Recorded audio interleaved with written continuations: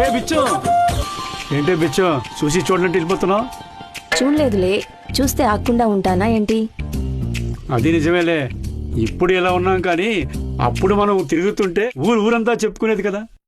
చిపో, మనకి వయసు వచ్చి అది దాటి పుష్కర కాలం అయిపోయిందని మర్చిపోయావా ఏంటి? ఇదిగో నువ్వు ఆపింకా, ఇలా చెప్పుకుంటూ పోతే పొద్దుగూగుతుంది.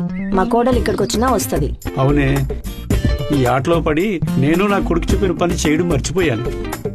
అయినా ఈ వయసులో మనకేంటే కష్టాలు, సరదాగా గడపక. అవును, అందుకే నేను ఒక ఉపాయం ఆలోచించా. లేచిపోదమా?